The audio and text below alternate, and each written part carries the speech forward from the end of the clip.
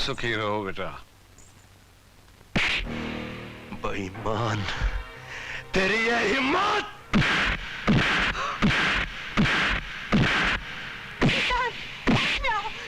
Shut up, you! बीच में कोई बोलना नहीं। साले कुत्ते! मुजरिम चाहे मेरा बाप हो, मेरी माँ हो, मेरा भाई हो या मेरी बहन, मैं छोड़ूंगा नहीं उसको। इन लोगों ने जानबूझ के हमारे साथ दगाबाजी की, जानबूझ के इसके बाप ने इसकी शादी मेरी बहन के साथ की, ताकि ये लोग कानून की आंखों में धूल झोंक सके, ताकि ये लोग कानून को ढाल बना के इस्तेमाल कर सके, ताकि ये लोग बहन के जरिए एक खुददार भाई को मजबूर कर सके, उसको दबा सके। मगर मैं लोगों के चला के चलने नहीं दूंगा। एक एक करके इनके सारे सपने तोड़ दूंगा मैं। और तुझे तेरे हर जुर्म की सजा भुगतनी पड़ेगी। दामाद वामाद तेल बेचने का, चल मेरे साथ चल।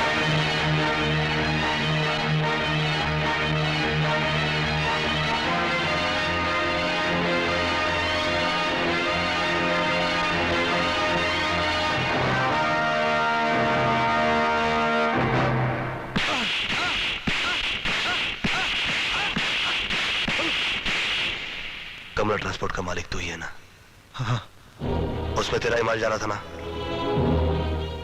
हाँ हाँ।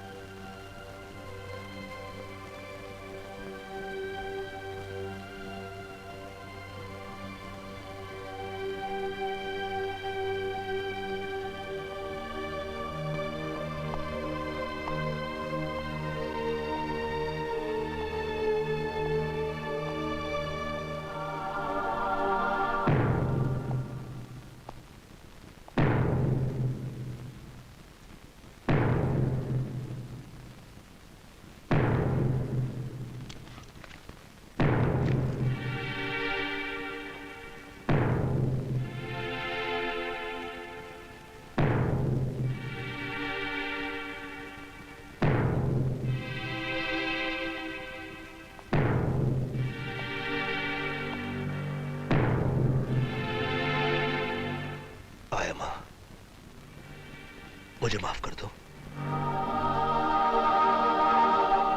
जब मुझे पता चला कि मेरी बहन की शादी एक मुजरिम से होने जा रही है, तो मैं पागल हो गया। और जब मैं मंडप पहुंचकर शादी रोक नहीं पाया, तो मुझे गुस्से का दौरा सा पड़ गया। इसीलिए बहुत सख्ती से मैं तुम्हें कुछ कह गया। आयमा, तुम हमेशा से मुझे माफ करती आई हो। एक बार और माफ कर दो।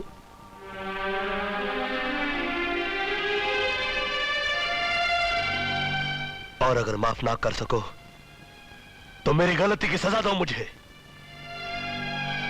मगर इस तरह खामोश खड़ी मत रहो।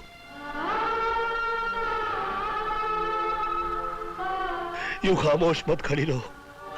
सिद्धांत, बस कर सिद्धांत, बस कर। तुम्हारी तरह पांव पर गिरने वाली बेटी तो जन्म देने वाली माँ को भी मुश्किल से मिला करते। मैं तुमसे नाराज थी ना, इसमें दोष मेरा भी था, क्योंकि मैंने सिर्फ अपना ही दर्द याद रखा और तुम्हारा दर्द भूल गई। आओ, हम दोनों एक दूसरे को माफ कर दे। सिद्धांत,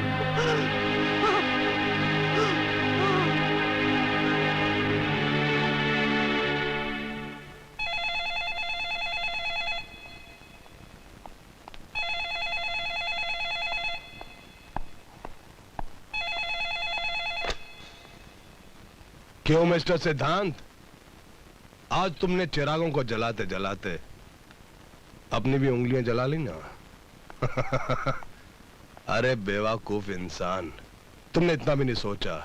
जिस शख्स के पास सैकड़ों ट्रक हो, उसके पास इतना वक्त कहां कि वो चेक कराता फिरे कि कौन से ट्रक में कौन सा माल जा रहा है। दरअसल मेरे ही इशारे पर तुम्हारे जीजे के ट्रक में देसी शराब लोड करवा दी गई थी, और फिर उसके बाद मैंने बड़े इत्मीनान के साथ, प्यार के साथ तुम्हें खबर करवा दी। दूसरी खुशखबरी ये है कि मैंने जमानत देकर तुम्हारे जीजे को रिहा करा दिया है। अब वो लोग मुझे महान समझते हैं और तुम्हें उनका दुश्मन।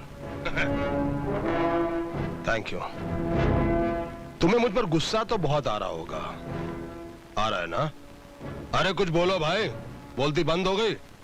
जब 10 कमीने मरते हैं तो एक कुत्ता पैदा होता है। जब 100 कुत्ते मरते हैं तो एक सूअर पैदा होता है। और जब 1000 सूअर मरते हैं तो एक भड़वा पैदा होता है। और जब 1,00,000 भड़वे मरते हैं तब तुझ जैसा एक गंदा नेता पैदा होता है, आदर्शवर्धन। चुप हो गए? अरे तुम जैसे पुलिस ऑफिसर सिर्फ गाली देकर चुप नहीं बैठे रहते, आगे कुछ एक्शन भी लेते हैं। बोलो, तुम मेरे खिलाफ क्या एक्शन सोच रहे हो? ससुराल के बारे में सोच रहा हूं मैं। पहले अपनी बहन को उसके ससुराल पहुंचाऊंगा, फिर तुम्हारी बारी आएगी।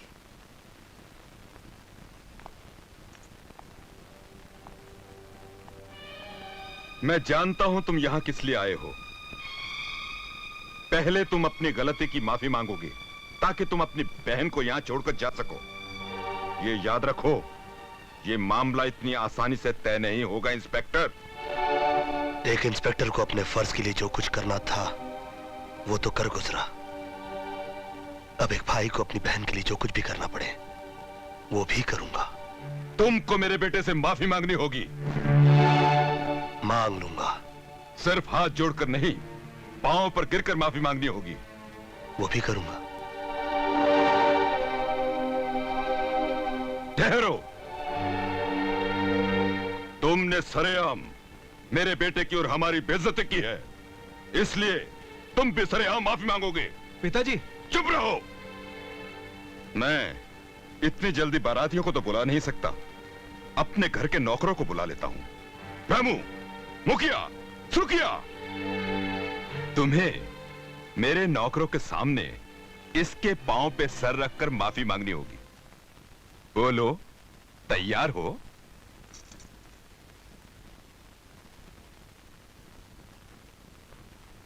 सुहाग के कंगन का वजन राखी से ज्यादा होता है।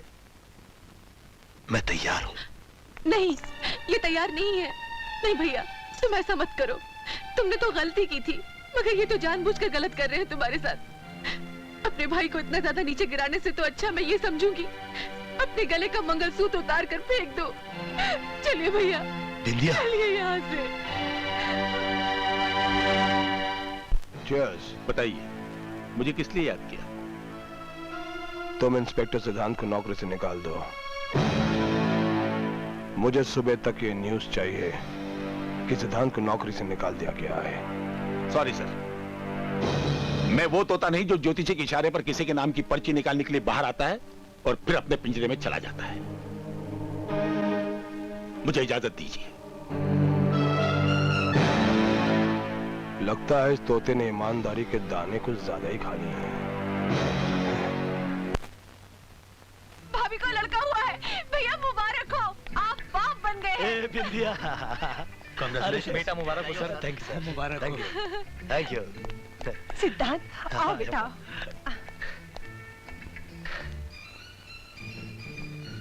पूजा,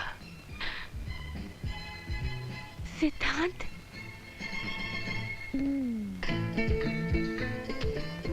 भैया हमारा मुन्ना प्यारा है ना? अरे ये तो लाखों करोड़ों में एक है। ला बेटी, चल इसे काजल लगा ले। आइए आइए अम्मा। अरे ले ले, अरे मेरा राजा। सिद्धांत, सिद्धांत, उसकी आंखें कैसी हैं? काश मैं अपने बच्चे को देख पाती। बताओ ना सिद्धांत, मैं कभी अपने बच्चे को देख पाऊंगी या नहीं? पूजा, बताओ ना। मैं कभी उसे देख पूजा। पाऊंगी या नहीं? बताओ ना सिद्धार्थ, बताओ मुझे। बहुत जल्द देख पाओगी। आई स्पेशलिस्ट डॉक्टर भटनागर ने इनकी आंखों का टेस्ट लिया था और उनका कहना है कि अगले महीने इनकी आंखों का ऑपरेशन हो सकता है। अगले महीने की डॉक्टर साहब, कल क्यों नहीं? इतनी जल्दी मत करो इनका ऑपरेशन कराने में, क्योंकि अभी ये कमजोर हैं और एनेस्थीसिया देने के काबिल नहीं है, इसलिए इनका ऑपरेशन नहीं हो सकता। I'm sorry. पूजा, तुम दूध और फलों पर ज्यादा जोर दो, खूब खाओ पियो ताकि तंदुरुस्त हो जाओ, और अगले महीने जब तुम्हारी आंखों का ऑपरेशन होगा तो मुझे पूरा यकीन है कि 100% कामयाब होगा। सुना तुमने? अब तुम रोना नहीं है? हाँ?